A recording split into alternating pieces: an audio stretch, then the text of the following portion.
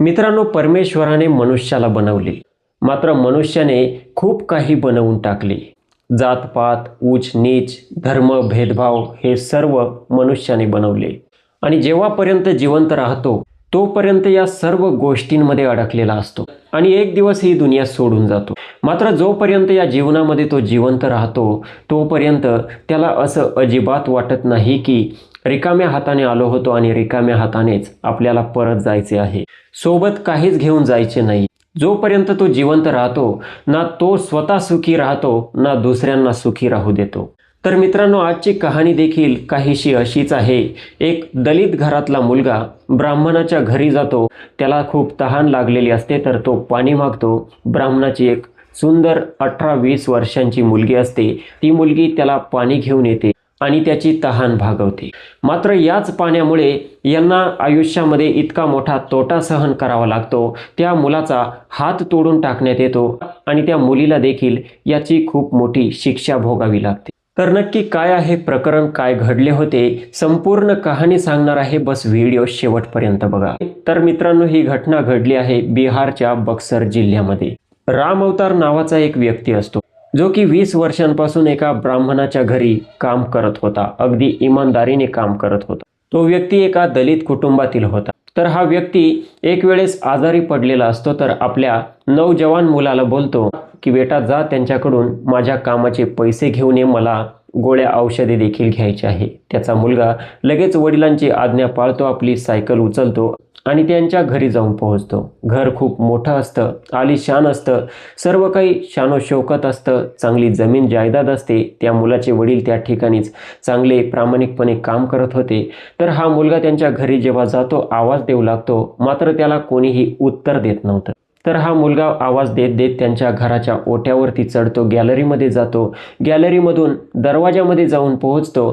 तितक्यात एक 19-20 वर्षांची मुलगी येते. मुलीचे नाव नीलम असते. आता ही नीलम जेव्हा या मुलाकडे बघते, मुलगा खूप थकलेला दिसत होता, कारण 3 किलोमीटर अंतरावरून तो सायकलने उन्हातान्हात त्या ठिकाणी आला होता. आता ही मुलगी सर्वात अगोदर त्या मुलाला विचारते की तू कोण आहे, कुठून आला. तो मुलगा त्याची ओळख सांगतो की माझं नाव संतोष आहे आणि मी पैसे घेण्यासाठी या ठिकाणी आलो आहे.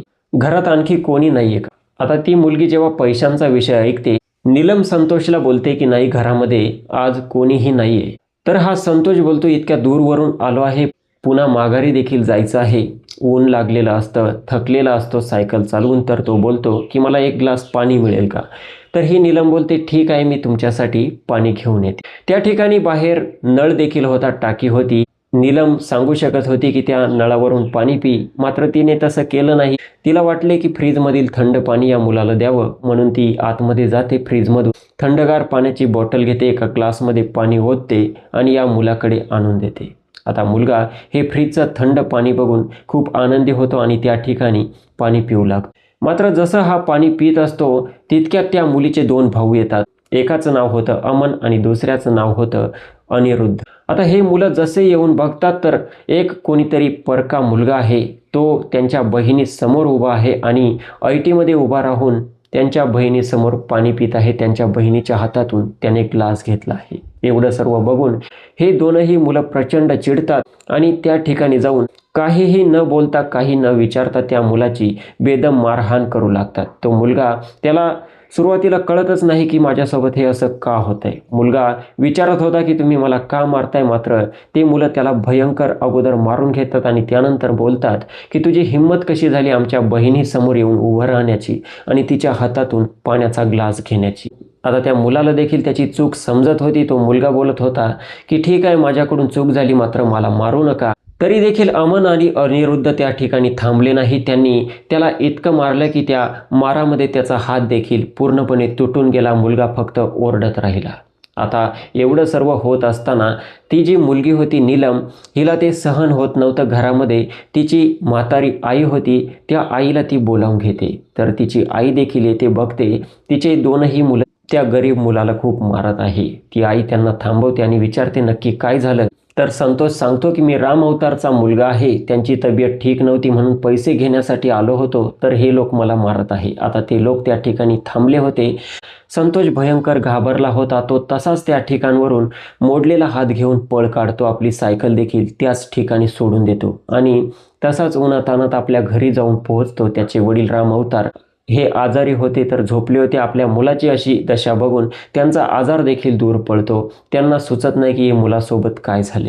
आता राम अवतार आपल्या मुलाला संतोषला विचारतात की नक्की तुझ्यासोबत काय झाले. तर संतोष रडत रडत आपली संपूर्ण कहाणी राम अवतारला सांगतो. राम अवतार जास्त वेळ घालवत नाही त्या ठिकाणी.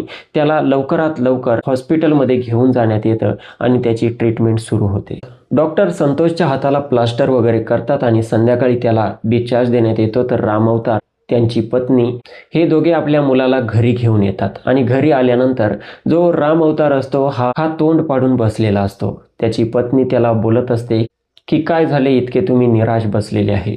तर राम अवतार बोलतो, ज्या कुटुंबासाठी मी 20 वर्षांपासून अगदी प्रामाणिकपणे मेहनत करत होतो, त्यांनी जे काही काम सांगितलं ते सर्व करत होतो, त्या लोकांनी माझ्या मुलाचे असे हाल का केले असतील.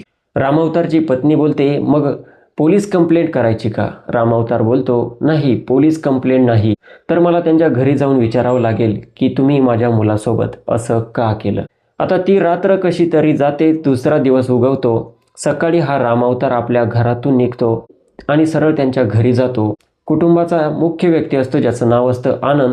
हा बाहेर बगीच्यामध्ये खुर्ची टाकून बसलेला असतो, पेपर वाचत असतो. राम अवतार नेहमीप्रमाणे गेल्यानंतर आनंद बोलतो, बोल राम अवतार, काय काम आहे.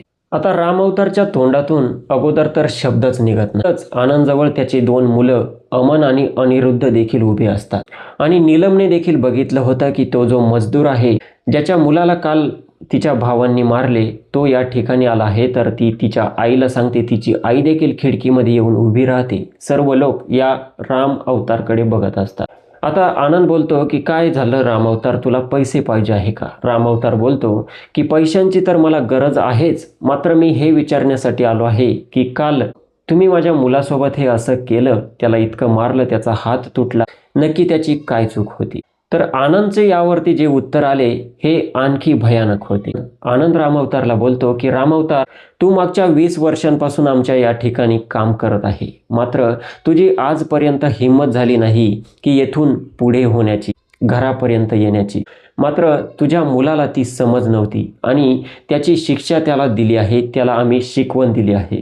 तुझ्या मुलाला तू जेव्हा पाठवले तेव्हाच त्याला शिक्षण देऊन पाठवायला पाहिजे होते की आपण कोणत्या कास्टचे आहे आणि आपण कोणासोबत कसं राहिलं पाहिजे, आपण आपल्या हद्दीमध्ये राहिलं पाहिजे. तुझा मुलगा नुसता घरातच घुसला नाही, तर त्याने येऊन माझ्या मुलीच्या हाताने पाणी देखील प्यायला आणि तिच्यासोबत गप्पा देखील मारत होता. माझे 2 मुलं आले, आता यांना जे योग्य वाटलं हे त्यांनी केलं. मुलं धर्माची रक्षा नाही करणार तर मग काय करणार. यामध्ये माझ्या मुलांची किंवा आमची काही चूक नाही, तर तुझ्या त्या मुलाचीच चूक आहे. आता हे सर्व ऐकून जो राम अवतार असतो याचे चांगल्या प्रकारे डोळे उघडतात. राम अवतार अगोदर विचार करत होता की कदाचित या लोकांना माहीत नव्हतं की तो माझा मुलगा आहे, कदाचित हा माझा मुलगा आहे असं माहीत असताना त्यांनी असं केलं नव्हतं. मात्र आता जेव्हा त्यांनी आनंदचं मत ऐकलं तेव्हा मात्र राम अवतार पूर्णपणे उदास झाला. राम अवतार आनंदला बोलतो की तुम्ही त्याला एक वेळ समज देऊन सोडून देखील देऊ शकत होता, त्याला माफ देखील करू शकत होता. आनंद बोलतो की नाही, चुकीला आमच्यामध्ये माफी नसते, त्याला आम्ही योग्य ती शिक्षा दिली आहे, येथून पुढे तो तसं वागणार नाही आणि आता फक्त त्याचा हात तुटला आहे, पुढच्या वेळी त्याचा पाय देखील काढून टाकू, कदाचित त्याला या दुनियेमध्ये देखील आम्ही ठेवणार नाही. आता एवढं सर्व ऐकल्यानंतर राम अवतारच्या डोळ्यामध्ये जणू काही अश्रू दाटून येतात आणि राम अवतार बोलतो, ठीक आहे मालिक, आपण जे बोलत आहे हे अतिशय सत्य आहे, खरं आहे, मीच चुकीचं आहे, मुलाच्या मोहामध्ये या ठिकाणी चालत आलो. आणि राम अवतार त्या ठिकाणावरून आपल्या मुलाची जी सायकल राहून गेली होती त्या सायकलकडे जाऊ लागतो. तितक्यात हा आनंद या राम अवतारला बोलतो, कुठे चालला आहे राम अवतार, काल तुझ्या मुलाने जे चूक केली त्या चुकीची तू माफी मागणार नाही का. आता हे ऐकल्यानंतर मात्र राम अवतार आणखी त्या ठिकाणी डगमगू लागला. राम अवतार विचार करतो की मी 20 वर्षांपासून यांच्या घरी काम करतो, माझ्यासोबत जर यांची अशी वागणूक आहे तर बाकीच्या लोकांसोबत कशी वागणूक असेल. बऱ्याच वेळा राम अवतारला यांनी टोकलं होतं, रोखलं होतं, त्याला घालून पाडून बोलले होते. मात्र रामावतार हे सर्व सहन करत होता, कारण तो आपल्या नशिबाला दोष देत होता. तो विचार करत होता की तसंही मी शूद्र आहे, मला हे लक्षात ठेवूनच या ठिकाणी राहावं लागेल, वागावं लागेल. मात्र आज जेव्हा त्याच्या मुलावरती असा आघात झाला होता आणि तरी देखील हे कुटुंब त्याला माफी मागण्यासाठी सांगत होतं, त्यावेळी हा रामावतार पूर्णपणे तुटून गेला होता. आता रामावतार आनंदला बोलतो की मालक, गर्व तर रावणाला देखील होता, त्याची देखील सोन्याची लंका होती, मात्र त्याची सोन्याची लंका देखील जळून एका क्षणात राख झाली होती. मी मागच्या 20 वर्षांपासून आपल्या घरी काम करत आहे, एक प्रकारे आपली सेवा करत आहे. तुमचे वडील पूर्ण टेकले होते, 4 पायीवरती पडून होते, लॅट्रिन वगैरे सर्व एकाच ठिकाणी करत होते, तर तुमच्या वडिलांना मीच साफ करत होतो. तुमचे वडील मला बोलत होते की तुम्ही सोडून त्यांची आणखी 4 मुलं आहे, मात्र एक देखील मुलगा त्यांच्या जवळ येत नाही, त्यांची एक देखील सून त्यांना बघण्यासाठी येत नाही. तुमचे वडील बोलत होते की रामावतार तू नसता तर मला किडे पडले असते आणि मी तडफडून या ठिकाणी मृत्युमुखी पडलो असतो. त्यावेळी तुमच्या वडिलांना मी हात लावलेला तुम्हाला कसा सहन झाला? तेव्हा मी दलित नव्हतो का? की तुम्ही वेगळे होते, तुमचे वडील वेगळे होते. राहिली गोष्ट माझ्या मुलाची, तर माझ्या मुलाचं तुम्ही इतक्या कमी वयामध्ये असं नुकसान करून टाकलं, त्याचा हात तोडून टाकला, इतक्या कमी वयात त्याच्या शरीरावरती एक डाग लावून दिला. जनावरे देखील त्यांच्या पिलांवरती खूप प्रेम करतात, शेवटी मी तर माणूस आहे. मला दुःख या गोष्टीचं वाटतं की आपल्याला 1% देखील दुःख नाही की तुम्ही माझ्या मुलासोबत वाईट केलं आहे. जितके तुम्हाला तुमचे मुलं प्यारे आहे, तितकाच मला माझा मुलगा प्यारा आहे. माझा मुलगा देखील शाळेमध्ये शिक्षण घेतो, चांगला हुशार आहे, हे माझे सर्व कामे ऐकतो आणि भविष्यात देखील तो माझ्यासाठी खूप काही करेल अशी मला गॅरंटी आहे. मात्र तुमचे हे जे मुलं आहे, ज्या मुलांवरती तुमचं इतकं प्रेम आहे, हेच मुलं पुढे चालून तुमच्यासोबत तसंच करतील जसं तुम्ही तुमच्या वडिलांसोबत केलं, कारण कर्म हे माणसाचे फिरून येत असतात.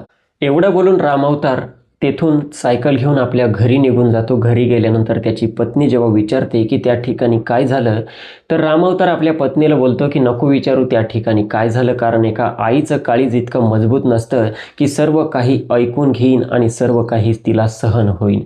तरी देखील रामावतार आपल्या पत्नीला घडलेला सर्व प्रकार सांगतो. कसं तरी ते आपल्या मुलामध्ये मशगूल होऊन जातात.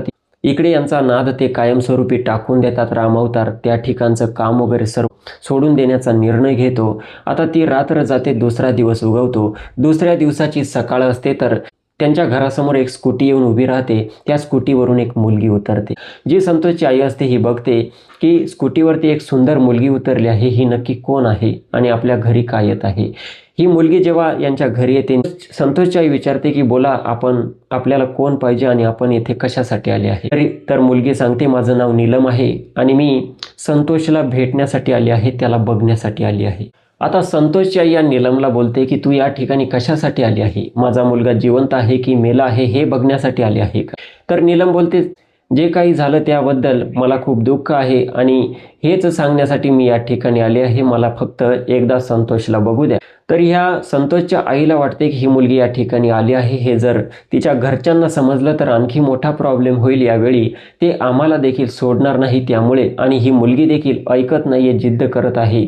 तर ती बोलते ठीक आहे, लवकर भेट आणि लवकर या ठिकाणावरून निघून जा. तर नीलम यांच्या घराच्या आतमध्ये येते. संतोष त्या ठिकाणी 4 पायीवरती पडलेला असतो. संतोष जेव्हा या मुलीला बघतो, नीलमला, तर संतोष बोलतो तुम्ही या ठिकाणी का आल्या. नीलम बोलते की मी तुम्हाला बघण्यासाठी आली आहे. आणि नीलम त्याचा हात वगैरे बघते तर तिला फार वाईट वाटतं आणि ती माफी मागू लागते. नीलम बोलते की माझे भाऊ तुमच्यासोबत असं करतील हे मला अजिबात वाटलं नव्हतं.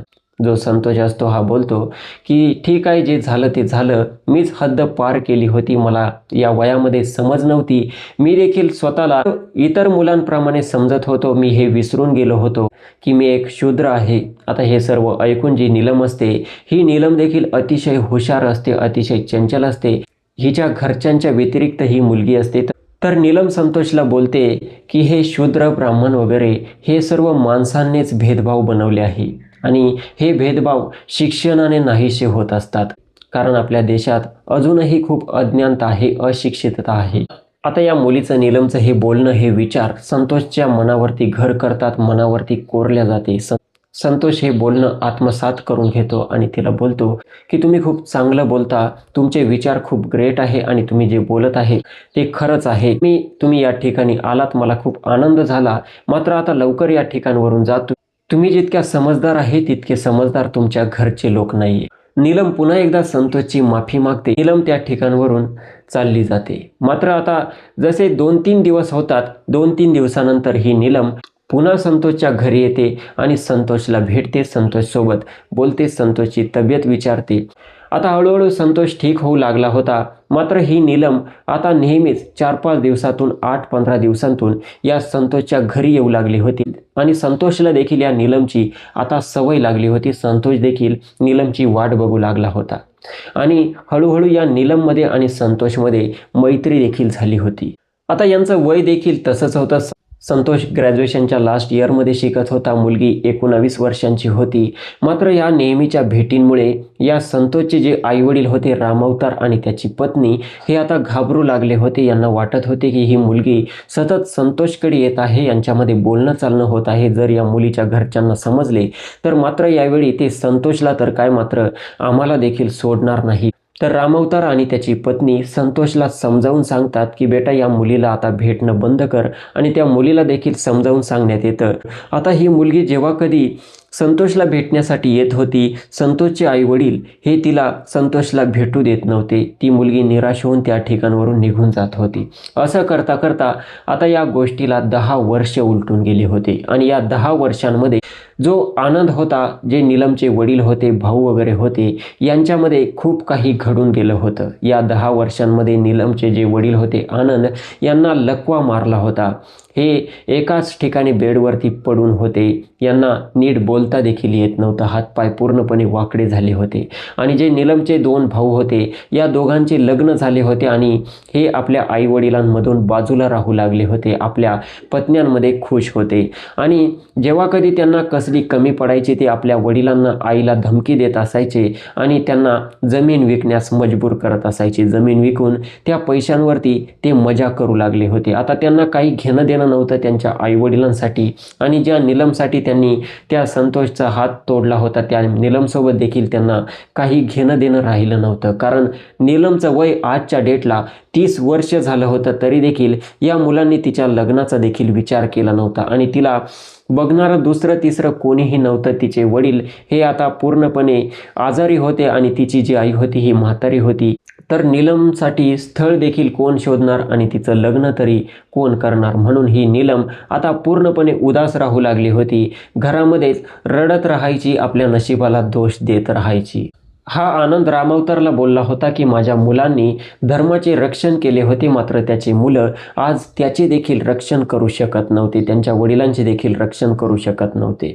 या उलट जो रामावतार होता याच्या घरामध्ये सुख शांती नांदू लागली होती. त्याचा जो मुलगा होता संतोष, हा अभ्यासाच्या दमावरती जज बनला होता.